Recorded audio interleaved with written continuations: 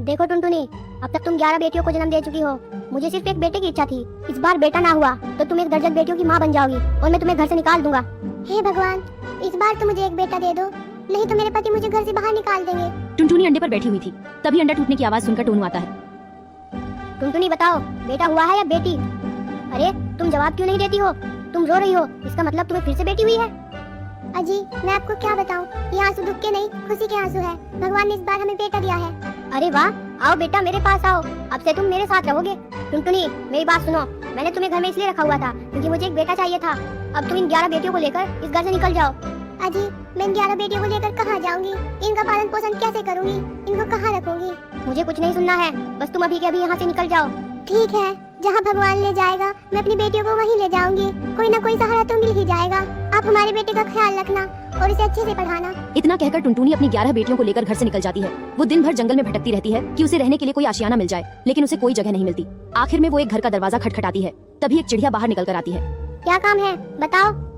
बहन मुझे तुमसे एक मदद चाहिए। मेरे पति ने मुझे मेरी बेटियों के साथ घर से निकाल दिया है और मेरे पास रहने के लिए घर नहीं है। क्या मैं कुछ दिन तुम्हारे घर में रह सकती हूँ? कुछ दिन के अंदर मैं दूसरा घर ढूंढ लूंगी और फिर यहाँ से चली जाऊंगी। बहन मेरी मदद करो। अगर किसी के पास घर नहीं है तो उसे अपने घर में रखना मेरा ठेका नहीं है। और वैसे भी तुम्हारी इतनी सारी बेटियां हैं, मुझे इनसे अपना घर गंदा नहीं कराना। लेकिन तुम्हारे पास एक रास्ता है, बताओ ना बहन, मेरे पास क्या रास्ता है? मैं अपनी बेटियों को कहाँ लेकर जाऊँ? तुम अपनी बेटियों को अमेज़न के जंगल में ले जाओ, वहाँ पर कोई पक्षी नहीं रहता और तुम्हें घर बनाने के लिए बहुत जगह मिलेगी और तुम्हें वहाँ खाना भी मिलेगा। लेकिन वहाँ कोई पक्षी क्यों नहीं रहता और वहाँ कोई खतरा तो नहीं? हा। अरे वहाँ कोई पक्षी इसलिए ही तो नहीं रहता क्योंकि वहाँ रहने में बहुत खतरा है। इतना कहकर चिड़िया वहाँ से चली जाती है। माँ मुझे बहुत भूख लगी है, माँ मुझे खाना दो, नहीं तो मैं भूख से मर जाऊंगी माँ। अब बेचारी टुनटुनी के पास उस जंगल में जाने के अलावा कोई रास्ता नहीं बचा था। अब भगवान के भरोसे मैं तुम सभी को उस जंगल में ले जा रही हूँ, इसके अलावा अब और कोई रास्ता नहीं बचा। इतना बोलकर टुनटुनी अपनी बेटियों को अमेज़न के जंगल में ले जाती है। वहाँ उसे एक खाली घर दिखता है, वो सभी उस घर में चले जाते हैं। मोनी बेटा, मैं तुम सभी के लिए खाना लेने जा रही हूँ। मेरे जाते ही दरवाजा बंद कर लेना और चाहे कुछ भी हो जाए, जब तक मैं ना कहूँ दरवाजा मत खोलना। जब मैं लौट कर आऊंगी तो मैं ये आवाज निकालूंगी, मैं आई, दरवाजा खोलो। ये सुनते ही दरवाजा खोल देना। ठीक है माँ, जब आप ये आवाज निकालोगी मैं तभी दरवाजा खोलूंगी, लेकिन आप जल्दी ही लौट कर आना माँ। टुनटुनी जैसे ही खाना ढूंढने के लिए घर से निकलती है।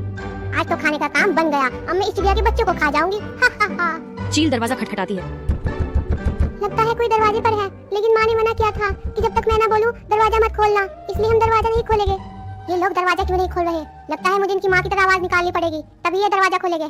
मैं आई, दरवाजा खोलो, दरवाजा खोलो। मैं हूँ तुम्हारी माँ, दरवाजा खोलना बेटा। माँ आ गई, अब दरवाजा खोल देती हूँ।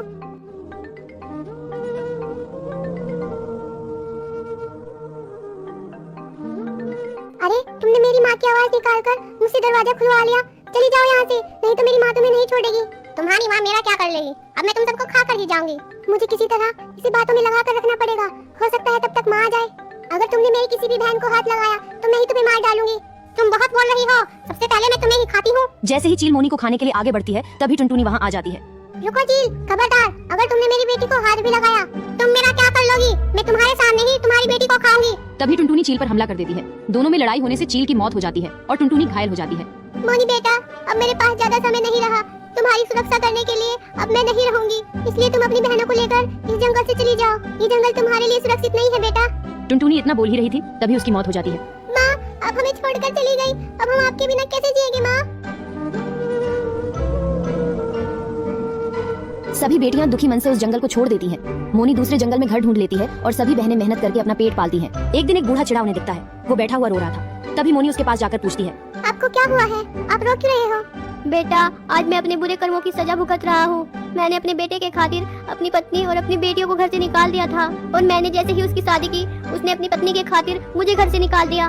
पिताजी, मैं आप ही की बेटी हूँ, आप फिक्र ना करो, आप हमारे साथ चलो। बेटी, मुझे माफ कर दो, मैंने तुम सबको घर से निकालकर तुम्हारे साथ बहुत गलत किया था। पिताजी, आप हमसे माफी ना मांगो, आप हमसे बड़े हैं, चलो आप हमारे साथ चलो। इतना कहकर मोनी अपने पिता को अपने साथ ले आती है और वो सभी मिलकर खुशी से साथ में रहने लगते हैं।